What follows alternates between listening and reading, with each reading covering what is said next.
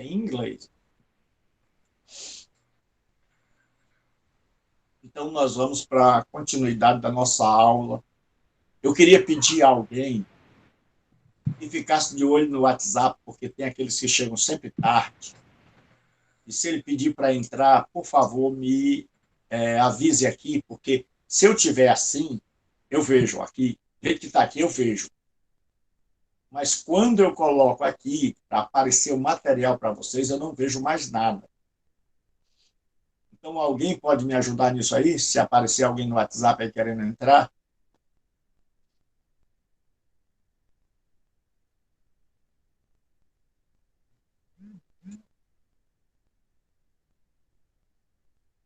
Então, vamos lá. Certo? Capítulo 2, versículo 6 de Filipenses, capítulo 2,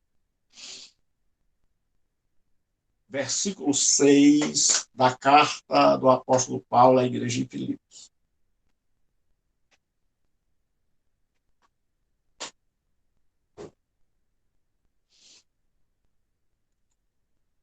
Capítulo 2 e 5. Então, vamos começar a nossa aula.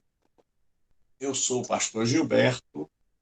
Esta é mais uma aula do CETAD, Seminário de Educação Teológica das Assembleias de Deus.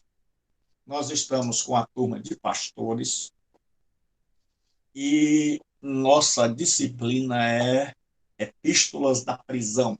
E nós estamos estudando a carta aos Filipenses. Então, Deus abençoe a todos.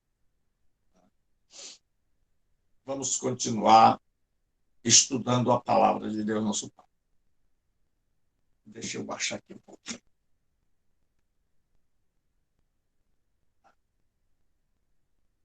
Está dando para todo mundo ouvir aí, pessoal, direito? Com certeza, pastor. Amém, pastor Gilberto. Estou Está ouvindo. dando para ouvir? Amém. Tá bom, Amém. filho. Dá para ouvir. Amém, Ok. pastor. Tranquilo. Pai Em nome de Senhor. Jesus. Amém, meu pastor. Ele não faz mais isso. Tá ligado? Ele não faz mais isso. Amém, pastor. Tô ouvindo aqui, viu? Está bem, né? Tiraram eles, né? Tende em vós o mesmo sentimento que houve também em Cristo Jesus. Pois ele, subsistindo em forma de Deus, não julgou como usurpação ser igual a Deus. Antes, a si mesmo se esvaziou, assumindo a forma de servo, tornando-se em semelhança de homens. E reconhecido em figura humana, a si mesmo se humilhou, tornando-se obediente até a morte, e morte de cruz. Pelo que também Deus o exaltou sobremaneira e lhe deu um nome que está acima de todo nome, para que ao nome de Jesus se dobre todo o joelho, nos céus, na terra e debaixo da terra, e toda língua confesse que Jesus Cristo é o Senhor, para a glória de Deus Pai. Então, Paulo começa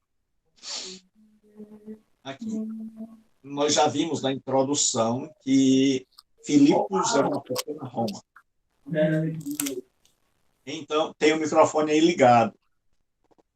Por favor, desliguem o seu microfone, só ligue na hora das perguntas. Tende em vós o mesmo sentimento que houve também em Cristo Jesus. Então, por toda essa carta, como eu fiz aqui, então, aqueles que ainda não receberam o material e querem, é só ver lá no grupo o que é preciso fazer e dizer para que eu mande o material. Então, nós lemos o coração da carta, que é como eu coloquei aqui em vermelho. O exemplo de Jesus.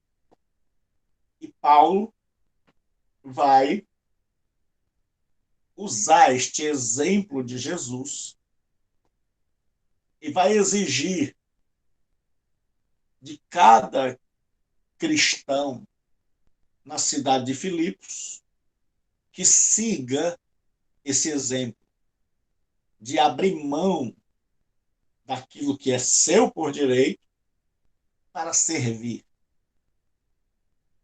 De alguém que pensa no outro, que dá a vida pelo outro, que desce para que outro suba.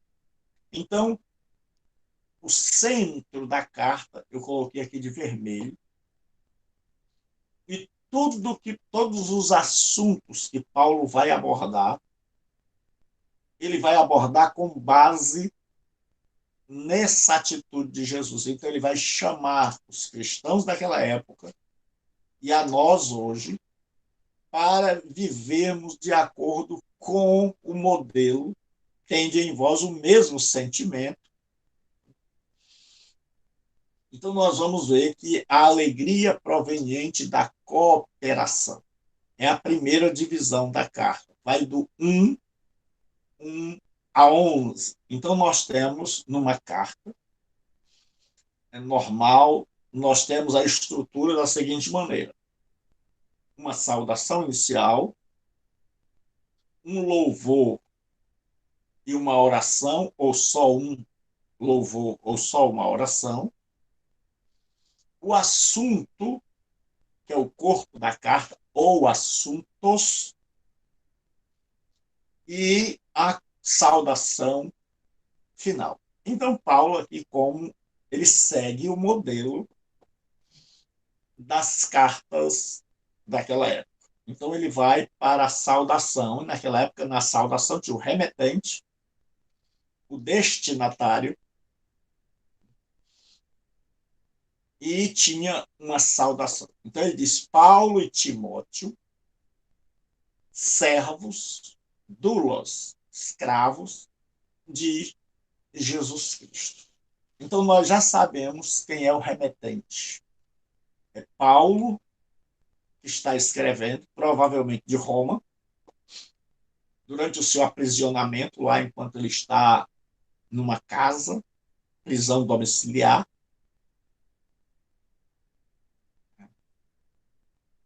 E aí ele vai dizer a quem ele está escrevendo, quem são os primeiros destinatários, quem são os primeiros a ouvirem e a lerem esta carta. A todos os santos, hagios, separados, é a maneira como ele chama os cristãos. Santos em Cristo, que estão em Filipos. Então, esta carta é destinada à igreja da cidade de Filipos, na região da Macedônia, com os bispos e diáconos. Vejamos que tanto a palavra bispos como diáconos, elas estão no plural.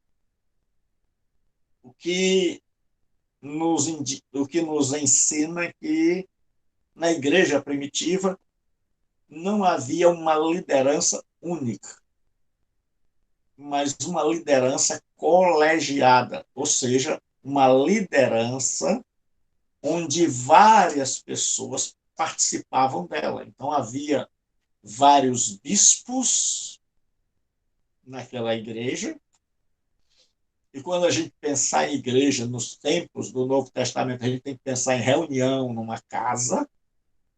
Ninguém tem que pensar como hoje em milhares de pessoas, mas em grupos de pessoas que se reúnem numa casa, e ali tem bispos e diáconos. É também possível que houvesse naquela cidade várias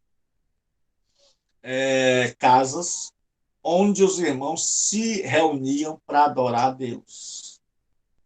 E daí a explicação destes bispos e diáconos no plural. Então, existem duas explicações. Número 1 é que a liderança no Novo Testamento, isso é ensino consensual, não era uma liderança única. Você vai ver que tinha os bispos de Jerusalém, os presbíteros. Então, eles se reuniam, eles tomavam decisões juntos. Então, na igreja de Filipos também parece seguir o mesmo caminho de ter uma liderança plural. Só com o passar do tempo, com a ascensão dos bispos, já no segundo século, é que um homem só passou a dirigir as igrejas. Mas, no primeiro século, não era assim. Então, nós já sabemos que ele escreve a igreja de Filipos, na Macedônia. E aí ele vai com a saudação que uma produz a outra. Ele diz graça, que é o favor imerecido, a vós e paz. Então, a paz, ela é fruto da graça. Eu só tenho paz porque eu alcancei a graça. Ou melhor, eu fui alcançado pela graça. E ele diz que tanto a graça quanto a paz vem da parte de Deus, ou seja, partindo de Deus. Tem origem em Deus. Quantas vezes nós banalizamos as saudações cristãs? Saudação cristã. Quantas vezes a gente só diz assim, a paz do Senhor? Quantas vezes a gente diz graça e paz? Mas poucas vezes a gente invoca a graça e a paz que vem da parte de Deus e do Senhor Jesus Cristo sobre aquelas pessoas com quem nós mantemos comunhão. Então, o judeu usava apenas a palavra shalom, que quer dizer paz, saúde, prosperidade. E Paulo, ele agora, que ele está no mundo gentílico, o grego dizia haire, que quer dizer saúde, felicidade. Era uma espécie de eu te desejo um bom dia, eu te desejo saúde, felicidade, prosperidade. Então, agora, como a igreja é formada de dois grupos, então a saudação cristã é graça e paz. Então, e se sintam à vontade, não tenham medo de qualquer um pode fazer pergunta, qualquer um pode fazer colocação. Essa é uma aula online, onde a gente está junto. Né? Aí agora ele vai para a ação de graça. Então, até aqui ele está seguindo a carta. Os motivos da oração e da ação de graça. A ação de graça é pela cooperação dos filipenses. Ele assim, dou graças ao meu Deus por tudo que recordo de vós, fazendo sempre com alegria súplica por todos vós, em todas as minhas orações, pela vossa cooperação no Evangelho desde o primeiro dia até agora.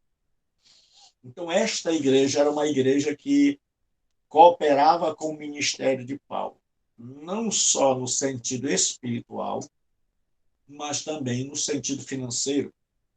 Para Tessalônica, eles mandavam ajuda para custear o ministério do apóstolo Paulo. Então, na sua ação de graça e oração, ele lembra da cooperação, de como essas pessoas estiveram cooperando, ou seja, cooperando. Né? Então, o que é cooperação? É operar junto, é trabalhar junto. Então, Paulo diz, desde o primeiro dia até agora. Aí, a convicção da preservação dos filipenses. Estou plenamente certo de que aquele que começou a boa obra em vós há de completá-la até o dia de Cristo. Este versículo tem recebido diferentes interpretações ao longo da história, da interpretação bíblica. Certo? Para o Lightfoot, que é um dos grandes teólogos, ele diz que a boa obra que Jesus começou e vai continuar seria a participação da igreja no ministério apostólico através de suas ofertas ou sua cooperação. Então ele diz, aquele que em vós começou a boa obra, ou seja, aquele que em vós começou a tocar nos vossos corações para me ajudarem e para me amarem e para estarem ao meu lado, vai concluir. Essa é a primeira interpretação. A segunda interpretação é que Paulo está suprindo uma cobertura teológica para a sua confiança em que a igreja de Filipos será preservada até o final dos tempos, até o dia de Cristo. E a terceira, que é a mais em relação ao contexto, ela é a mais importante, é que a salvação é obra de Deus do princípio ao fim. Portanto, ele a começou, certamente a completará. É o que diz o F.F.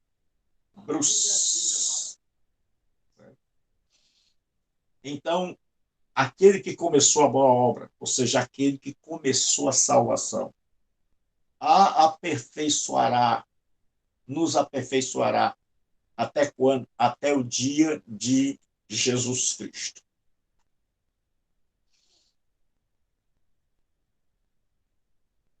Aí os filipenses são participantes do ministério de Paulo.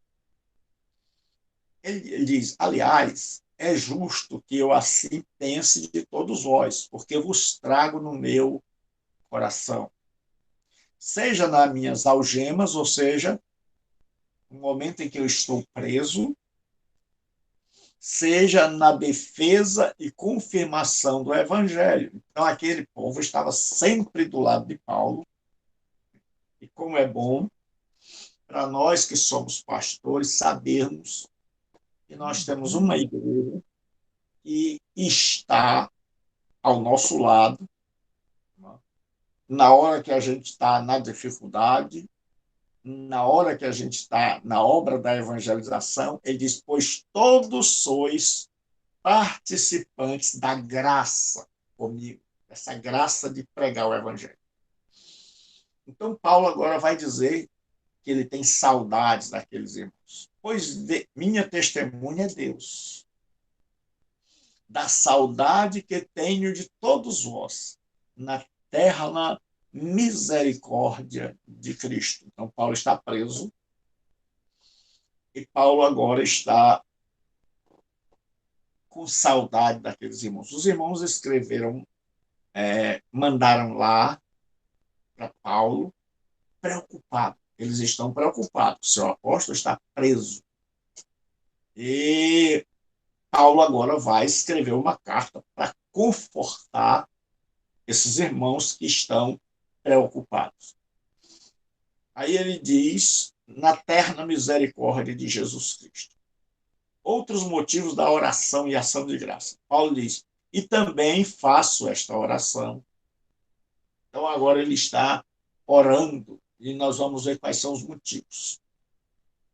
E se nós, enquanto pastores, queremos auxílio para saber o que pedir a Deus pela igreja, as cartas de Paulo são fundamentais. Ele nos ensina o que pedir pela igreja. Nós vamos ver um pequeno exemplo aqui. Que o vosso amor aumente mais e mais em pleno conhecimento e toda percepção. 3 coisas. Ele pede uma coisa só com 2 complementos. Que o amor aumente mais e mais e que esse amor aumente em pleno conhecimento. Pleno quer dizer total. Paulo tinha uma preocupação enorme com a igreja de que ela adquirisse conhecimento de Jesus Cristo. Ele diz, e toda a percepção. Então ele pede, Pai, que esse povo possa crescer em amor mais e mais, seja algo que vai afluindo como um rio que vai se tornando caudaloso, em pleno conhecimento e em toda a percepção. Que essas pessoas sejam pessoas que percebem as coisas, que percebem o andar da carruagem, que percebem as verdades contidas nas Escrituras, que percebem o que é um verdadeiro cristianismo, que não são pessoas alienadas, mas são pessoas que têm percepção das coisas que estão acontecendo ao seu redor. Aí ele diz o objetivo: para aprovardes as coisas excelentes. Esse povo precisa de conhecimento e percepção para poder aprovar as coisas excelentes e ser sinceros e inculpáveis. Sinceros, em Roma, as pessoas, quando faziam estátua, as estátuas de pedra, elas ficavam com defeitos, com buraco, rachadura. Então, eles cobriam isso com cera e passavam uma espécie de cal. Então, quando você olhava para aquela imagem, via ela perfeita. Mas quando colocava ela na exposição, que era no sol, a cera derretia. Então, percebia-se os defeitos da estátua. Então, daí os romanos começaram a dizer sinceros, ou seja, sem cera. Então, Paulo disse que esses irmãos devem ser sem rachaduras, sem problemas espirituais, sem maldade. E ele diz assim, inculpáveis para o dia de Cristo. Então, olha quanta coisa Paulo pede. Que o amor deles aumente em todo o conhecimento. Você já imaginou? Eu e você orando pela igreja e a gente... Deixa eu baixar isso aqui, porque esse negócio está muito alto. Está dando para ouvir aí, pessoal? Sim ou não? Sim, pastor. Sim, sim, tranquilo. Tá bom. Então vamos lá. Sim, graças a Deus. Eu pensava que Ok, pastor. Então, Está ótimo, pastor. Está ótimo. então vamos lá.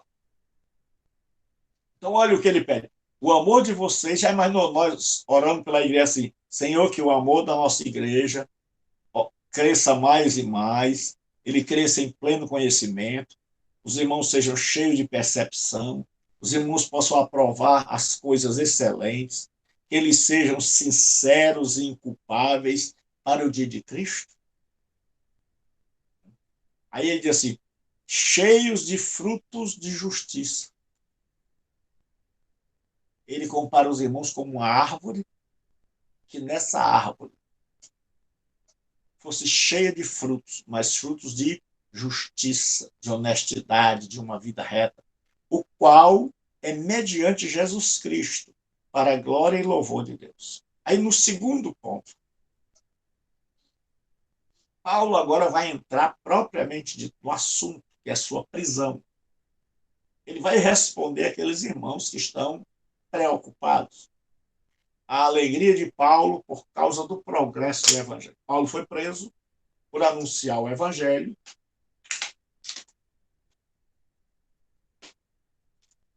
E aí ele vai falar do progresso do evangelho. E ele vai informar os filipenses o resultado da sua prisão. Os irmãos estão preocupados, querendo saber notícia. E ele faz uma avaliação positiva da sua situação. Ele está preso. E aí ele vai mostrar aos irmãos como é que ele está se sentindo para aqueles irmãos que estão preocupados. E quero, irmãos, que saibais que as coisas que me aconteceram, a prisão, o sofrimento, contribuíram para o maior progresso do Evangelho. Então ele diz, olha, irmãos, a minha prisão, os meus sofrimentos contribuíram para o progresso, para uma divulgação maior do Evangelho. E aí ele vai dizer que a sua prisão teve uma repercussão positiva. E de maneira que as minhas cadeias, isso aqui é uma maneira de dizer, as minhas prisões em Cristo se tornaram conhecidas de toda a guarda pretoriana e de todos os demais. Então, Paulo diz, olha, naquela época, a guarda pretoriana era a guarda do imperador, era a tropa de elite.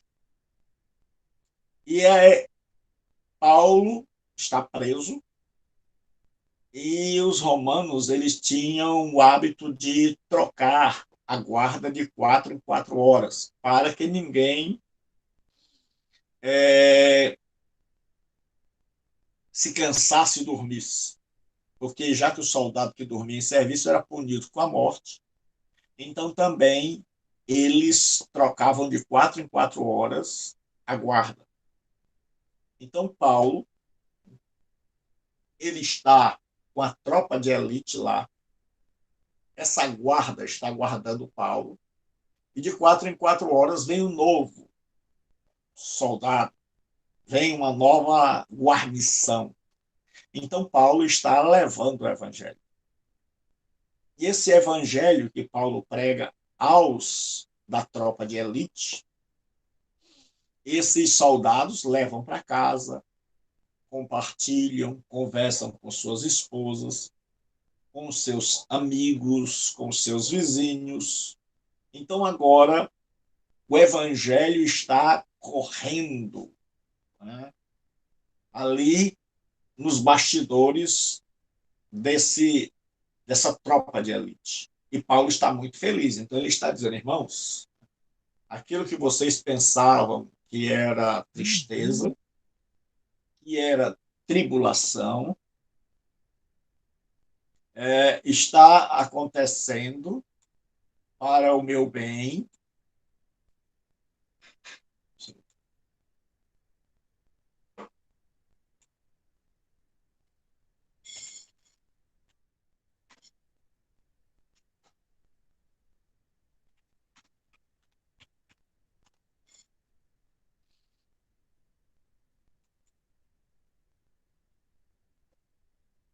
Pessoal, não tem jeito não. Chega na hora não. Então vamos lá. Então Paulo agora diz o seguinte, primeira coisa, número 1, a guarda imperial foi evangelizada. E junto com eles levaram a mensagem do evangelho. Então é só o que se fala, ele está dizendo, é só o que se fala na guarda, entre os guardas, entre a liderança, entre os poderosos de Roma, é desse Jesus que leva alguém a ser preso por causa dele. Aí Paulo informa que a sua pregação estimulou os irmãos que estavam com medo e que esses irmãos começaram a pregar por motivos diferentes. Mas Paulo, agora que está preso, estimula aqueles que estão soltos a anunciarem o evangelho. Ele diz assim, e muitos dos irmãos no Senhor, tomando ânimo com as minhas prisões, ousam falar mais confiadamente e sem temor. Então, o que se esperava é que as pessoas, ao verem Paulo, o líder, preso, que os outros irmãos ficassem com medo, que se escondessem e fechassem a boca. Mas os irmãos, vendo o exemplo de Paulo, a coragem de Paulo, o não medo da morte do apóstolo Paulo, a disposição dele em ir até as últimas consequências para anunciar o evangelho de Jesus, os irmãos ficaram constrangidos e disseram, não dá para uma pessoa fazer tudo isso e nós ficarmos aqui parados. Então, o povo tomou ânimo com aquele exemplo tão maravilhoso que Paulo deu. E agora, em Roma, os irmãos estão pregando, né, confiadamente e sem temor. Paulo informa que há dois tipos de motivação para a pregação. Então, ele diz assim: alguns efetivamente proclamam a Cristo por inveja e porfia. Veja que existe alguns e outros. Outros, porém, o fazem de boa vontade. Estes por amor, sabendo que estou incumbido da defesa do Evangelho. Aqueles, contudo, pregam a Cristo por discórdia, insinceramente, julgando suscitar tribulação às minhas cadeias. Então, Paulo disse: olha, aqui em Roma e por todo o império, as minhas prisões estimularam os irmãos a pregar. Alguns estão pregando de boa vontade, vendo o meu exemplo, sabendo tudo o que Cristo fez por mim e todo o meu sofrimento por ele. Mas tinha aquela turma que era inimiga de Paulo, que mesmo sendo cristãos, principalmente os da ala judaica, não gostavam de Paulo. Então Paulo diz: outros pregam a Cristo por inveja e porfia, julgando suscitar tribulação às minhas cadeias. Então tinha aquele povo que dizia: olha, nós estamos pregando e nós estamos livres. E ele, que dizia que era de Deus, está preso. É mais ou menos semelhante a um caso que aconteceu há algum tempo no meio neopentecostal. Um determinado líder, né, ele foi atingido durante um culto. E aí, no outro dia, o outro fez uma pessoa aparecer lá, endemoniada, com uma arma branca na mão, dizendo que ia matar. E aí aquele homem não conseguia chegar perto do dito líder religioso, e o demônio não conseguia, dizia que não podia chegar perto dele. A ideia que estava passando era assim: o outro não é tão ungido, por isso ele foi machucado. Mas eu não. Vocês estão vendo aí que eu sou o cara. Então, nos dias de Paulo, acontecia isso também. O povo estava vendo Paulo preso, e aqueles que não gostavam de Paulo, os que gostavam estavam pregando. E os que não gostavam também, mas por motivos diferentes. E eu e você temos que saber o que nos motiva a pregar o Evangelho. Então, Paulo diz: uns pregam por amor. Outros pregam para dizer assim: nós estamos aqui do lado de fora solto, ele está preso. Nós somos mais cristãos do que ele. Nós somos verdadeiros e ele é falso. Deus nos livra da cadeia e a ele Deus coloca na cadeia. Então, Paulo percebeu. E aí Paulo agora informa sobre sua alegria por causa da pregação. Ele diz: todavia, quem importa? Ele diz: o que essa turma aí fez não me assusta. Ele diz: não me incomoda.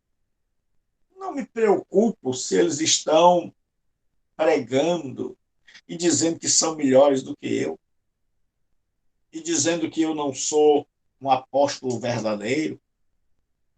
Uma vez que Cristo, de qualquer modo, está sendo pregado, quer por pretexto, quer por verdade, também com isso me regozijo. Sim, e sempre me regozijarei.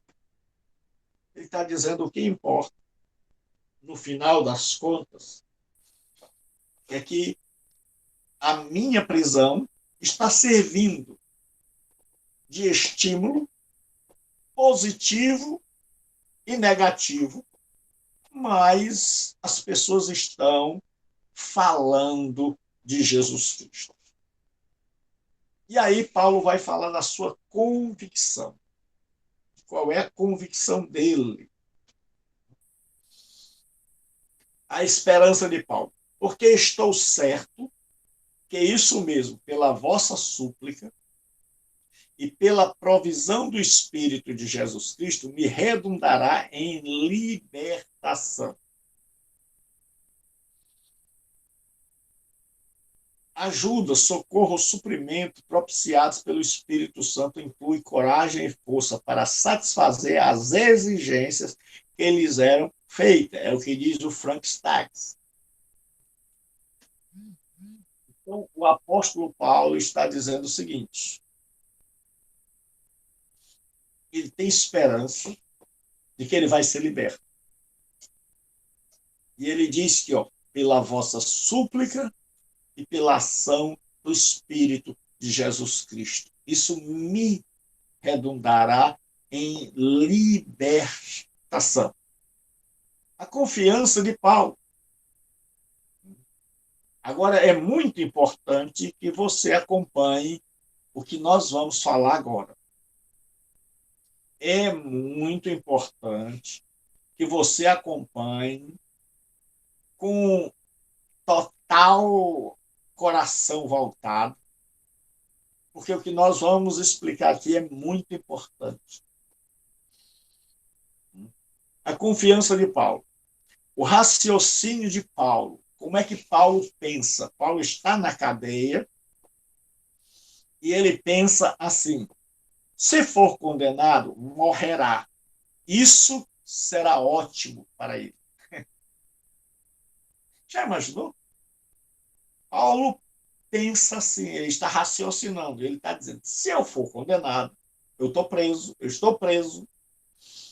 estou aguardando a decisão do imperador.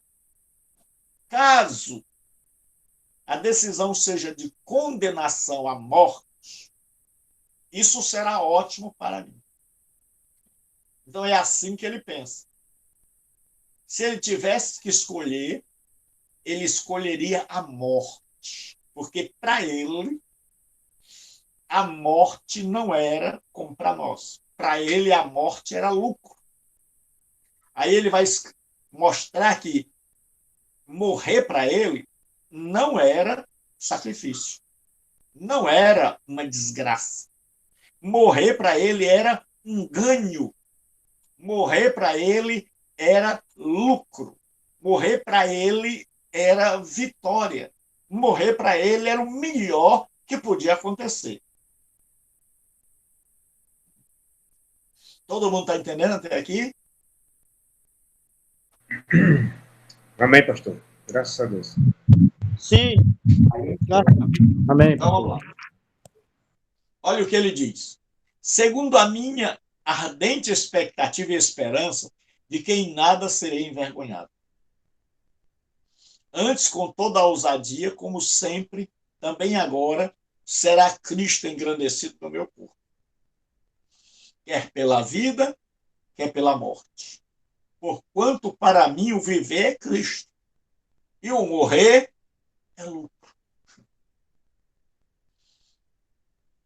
O Ellicott, ele diz assim: meu corpo será o teatro em que se manifestará a glória de Cristo. Então, Paulo está dizendo: a melhor coisa que podia acontecer para mim seria a condenação, porque aí eu iria direto para os braços do meu Senhor. Cessariam as prisões, as pancadas. Mas lembre que Paulo vai tecer toda esta carta ao redor do capítulo 2, versículo 5, que é de abrir mão daquilo que nos faz bem, dos nossos interesses pelo bem do próximo. Então, para Paulo, a melhor coisa que podia acontecer era ele morrer. Para ele não era um sacrifício, era lucro, era ganho, era vitória. Mas Paulo tem um segundo raciocínio. Ele pensa do outro lado. Ele pensa, se eu morrer, isso é maravilhoso para mim. Eu vou morar no céu, eu vou estar ao lado do meu Senhor Jesus, eu já fui lá no céu, eu já sei mais ou menos como é, Jesus está me esperando. Na hora que eu partir daqui, eu vou encontrar o meu Senhor. Mas aí ele pensa primeiro nele e diz, olha, morrer, isso era o melhor para mim. Mas agora ele vai pensar nos irmãos. Ele vai dizer, se for absolvido, se o imperador disser que ele não vai ser condenado, então ele vai ter vida. E isso será ótimo para os outros. Será ótimo para os irmãos que vão ser edificados. Será ótimo pela... Deixa eu só ver aqui se tem alguém tentando entrar, porque, meu Deus.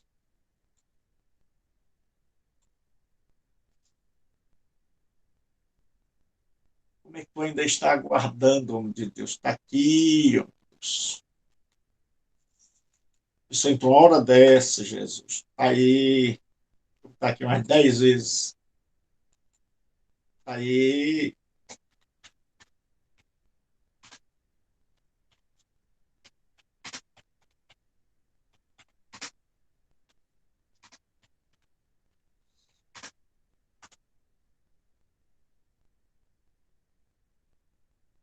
então, pessoal, se clicar aí, que está dizendo aqui que não consegui entrar, nem eu.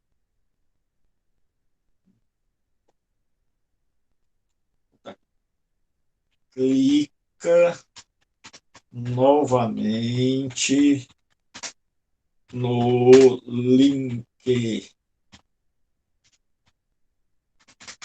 Oh, meu Deus. Aí, pelo amor de Deus, alguém aí me ajude. Se clicarem, me avise aqui, por favor. Então, vamos continuar. Então, o dilema de Paulo. Entretanto é uma conjunção adversativa. Ele está dizendo, olha, o que eu queria mesmo era morrer.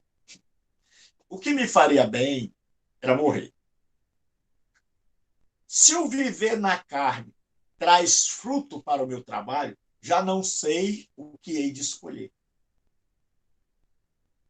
Então ele está dizendo, olha, do meu lado, se eu tivesse que escolher, eu preferiria morrer e estar com Cristo. Mas agora eu pensei nos irmãos, pensei nos perdidos, na evangelização, no exemplo. Então agora eu já não sei o que eu devo escolher. Ora, de um e de outro lado estou constrangido, tendo o desejo de partir e estar com Cristo. Está aqui qual era a vontade dele. Tendo o desejo de partir e estar com Cristo, o que é incomparavelmente melhor. Então Paulo diz, olha, pessoal, eu tenho duas escolhas. E eu estou num dilema. O meu dilema é que morrer para mim não é perda. Morrer para mim é lucro. O meu desejo, quero deixar claro para vocês, é partir e estar com Cristo, o que será sem comparação. Aí ele diz, mas como eu estou seguindo o exemplo de Cristo, de pensar no outro e não em mim, então Paulo agora vai fazer uma escolha, que é viver é servir aos outros. Isso é sacrifício. Então ele está dizendo, ó, morrer não é tribulação. Mas viver aqui doente, apanhando, sofrendo, enfrentando crente e descrente que me rejeita, isso sim, isso é sacrifício. É isso, mas, que é conjunção adversativa, significa, o meu desejo é esse, mas, por vossa causa, é mais necessário permanecer na carne, no corpo. E convencido disso, estou certo que ficarei. E disse, olha, pessoal, assim como Jesus, lembrem-se que eu disse que toda a carta ele vai tecer do exemplo de Jesus. Ele está dizendo, para Jesus era melhor ficar no céu, mas Jesus desceu e se fez homem. Para mim, o melhor era morrer. Mas, seguindo o exemplo de Cristo, eu sei que vou ficar aqui, vou sofrer ainda, vou continuar pregando, vou fazer tudo isso por amor a vocês. Aí ele diz, permanecerei com todos vós, para o vosso progresso e gozo da vossa fé, a fim de que aumente, quanto a mim, o motivo de vos gloriardes em Cristo Jesus, pela minha presença de novo convosco. Então, ele tem esperança de voltar a Filipos. Então, ele diz, pessoal, eu estou, de ambos os lados eu estou em aperto.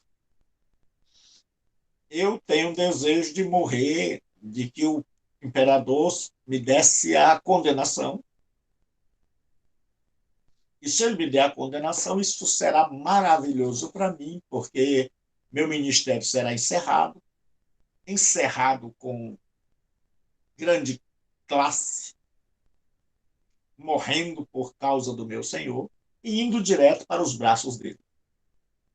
Então é isso que eu desejo, é isso que eu quero. Mas, pensando em vocês e seguindo o exemplo de Jesus, eu sei que eu vou ficar aqui. Eu sei que ainda não vou desta vez. E por amor de vocês, eu vou ficar aqui, vou sofrer. Não era isso que eu queria era ir. Mas, seguindo o exemplo de Jesus, eu não vou pensar em mim, eu vou pensar em vocês. Todo mundo entendeu? Sim. Pastor Gilberto. Amém, pastor Gilberto. Amém. Então, eu acho que você nunca mais vai pensar nesse texto de forma diferente. Nós vimos aqui quanta, Amém, pastor. nós vimos aqui quanta profundidade. Se perguntasse para nós, talvez a gente dissesse, Senhor, eu quero ficar vivo. Agora ele vai falar da conduta cristã. Ele vai falar como é que os cristãos devem se portar, já que ele vai ficar. A exortação a viver de modo digno do exemplo de Cristo. Qual é o exemplo de Cristo? Aquele que nós vimos. Tende em vós o mesmo sentimento. Sendo em forma de Deus, podia ter ficado lá, mas desceu e morreu. Vivei, acima de tudo, por modo digno do Evangelho de Cristo. Para que, indo ver-vos ou estando ausente, ouça no tocante a vós outros, que estáis firmes em um só espírito, como uma só alma, lutando juntos pela fé evangélica. Viver orientado por certos regulamentos ou leis. Então, quando ele diz assim, estáis firmes em um só espírito, o apóstolo Paulo está pensando no exército, naqueles soldados que ficam juntos, principalmente aqueles da frente, que têm um escudo, e que eles são responsáveis por não deixar o inimigo passar as fileiras. Então, eles botam um pé atrás, o outro na frente, seguram o escudo com toda a força e aí enfrentam um cavalo, um homem que vem com a lança, mas a tarefa deles é permanecer ali firme, porque se eles abrirem uma brecha, então todo o exército está comprometido. Então, Paulo fala nessa linguagem da guerra, E ele diz: estais firmes em um só espírito. Vocês estão firmados aí para aguentar as tribulações, as lutas, né? Para enfrentar tudo, mas unidos, porque um só não vai fazer nada. Então, ele faz uma exortação a não se intimidar com os adversários. Então, muita gente já está surgindo no horizonte, principalmente os judaizantes, e eles, sabendo que Paulo está longe, estão chegando para perturbar esta igreja, que já é uma igreja perseguida pelo imperador, perseguida pelo império. É uma igreja que está numa pequena Roma. É uma igreja que não é reconhecida, que é vista como uma religio ilícita, uma religião ilícita. Ele diz assim: e que em nada estáis intimidados pelos adversários. Eles viviam em um mundo hostil, como é o nosso. Em um mundo onde as pessoas viam os cristãos como ameaça, como bandidos.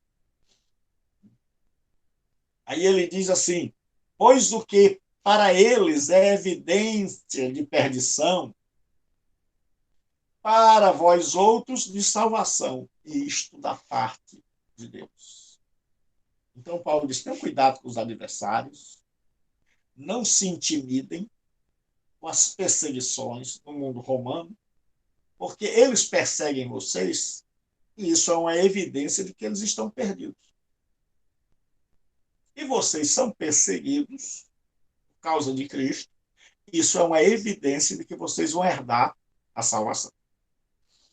Aí ele exorta mais uma vez a imitar Cristo. Ele diz: porque vos foi concedido, isso eu acho tremendo, até a água vai,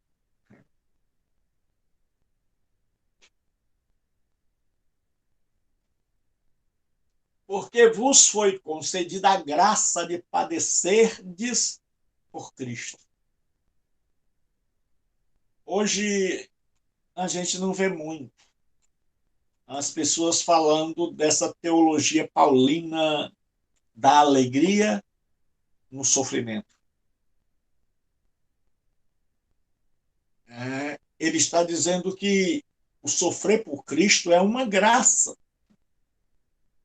Isso, se a gente disser hoje, as pessoas vão dizer que nós estamos loucos. Mas ele diz: porque a vós foi concedida a graça de padecerdes por Cristo.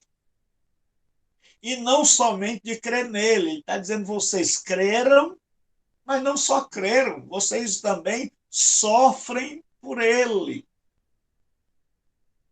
E ele disse: esse sofrer por ele é uma graça. Oh, meu Deus. Que Deus possa nos iluminar para que a gente possa ver que sofrimento por Cristo é graça. Por isso é que Paulo diz que ele deseja participar dos sofrimentos de Cristo. Nós já vimos isso lá em Colossenses, conformando-se a ele na sua morte. Pois tendes o mesmo combate que vistes em mim, e ainda agora ouvis que é meu. Paulo disse: vocês estão experimentando, passando as mesmas lutas que eu passo. Porque quando a gente não passa, a gente não só sabe o que um pastor passa, quem é um pastor de verdade. Amém? E Amém, pastor. parece que ninguém, Amém. parece que ninguém concorda com o que eu disse. Amém. Amém. Amém, pastor Gilberto. Então, eu acho, irmão, que todo crente devia ser pastor pelo menos por uma semana, para saber o que nós passamos, para saber das lutas, das dificuldades. Ontem eu soube, um líder religioso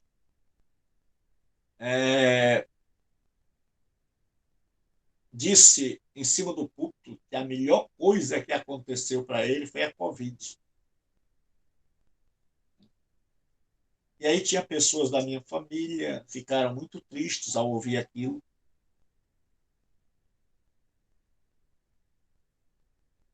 E,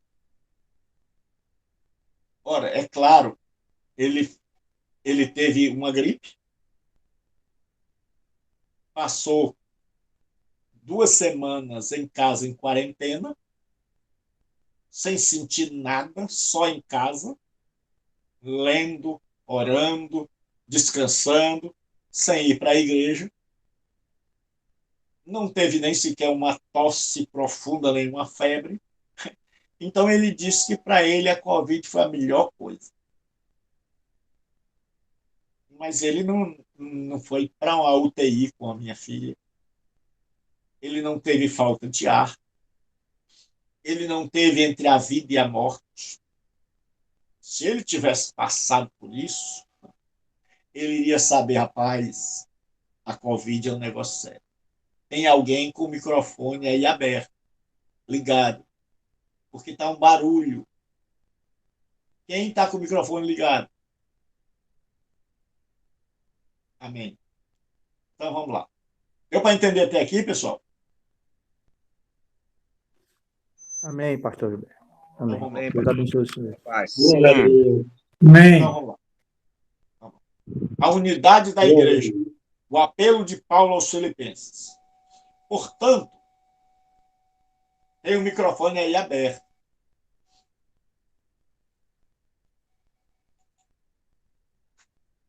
Deixa eu ver aqui. Então vamos lá.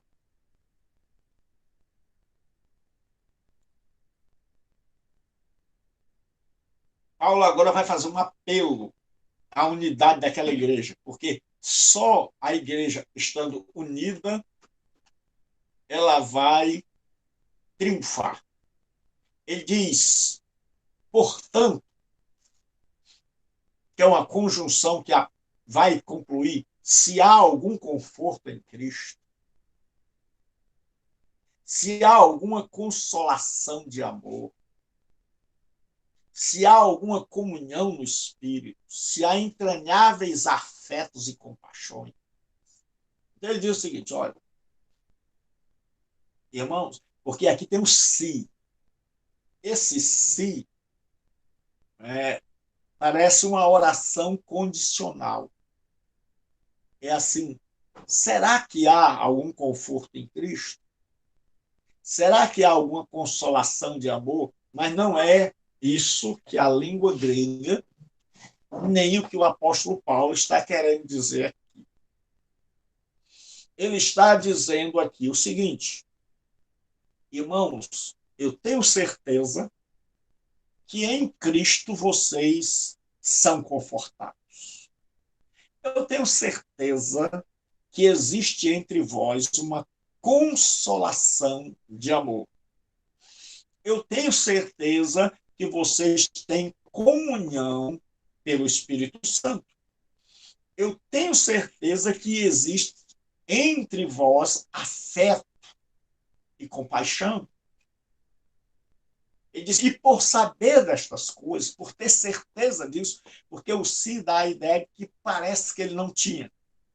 Mas é o contrário, ele está dizendo, eu tenho certeza que estas coisas existem. E por ter certeza que vocês têm conforto em Cristo, que vocês têm consolação no amor, que vocês têm afeto, compaixão, ele diz, completem o meu gozo. Além disso que vocês já têm, para que sintais o mesmo, tendo o mesmo amor, o mesmo ânimo, sentindo a mesma coisa. Então ele diz, completem, vão em frente.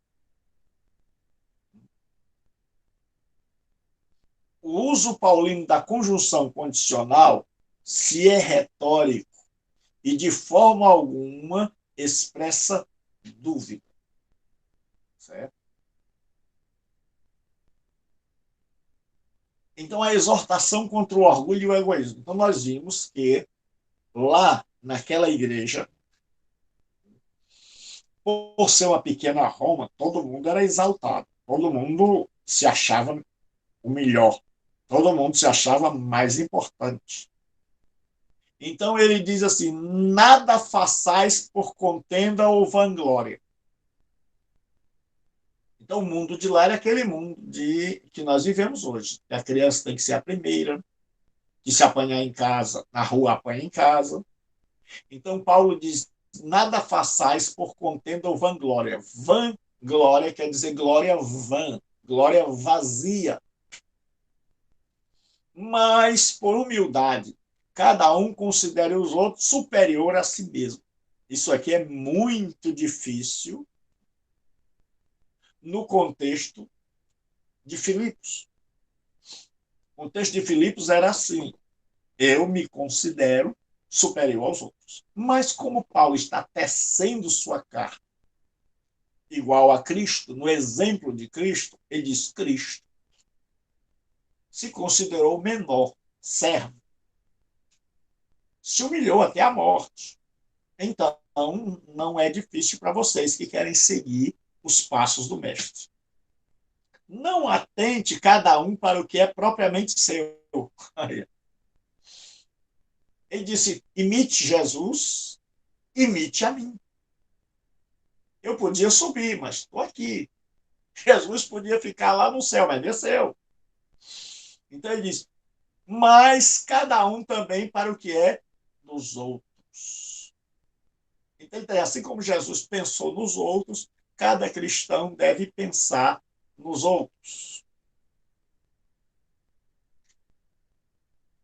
Então, Cristo é o paradigma do cristão. Isso nós vamos ver na próxima aula, que é o texto que Paulo fala, né, de Jesus Cristo como aquele que desceu da glória, aquele que se humilhou e aquele que foi exaltado. Então, alguma pergunta? Então, Deus abençoe. Eu peço as orações. A partir de quarta-feira as aulas já voltam, porque como eu estive com a minha filha e eu tenho responsabilidade, eu não estou sentindo nada, mas eu estou passando 7 dias de quarentena para não levar o risco de ninguém se contaminar, mesmo eu não estando sentindo nada, porque eu tenho juízo. Então, alguém levantou a mão, diga. Diga, meu irmão, pode perguntar.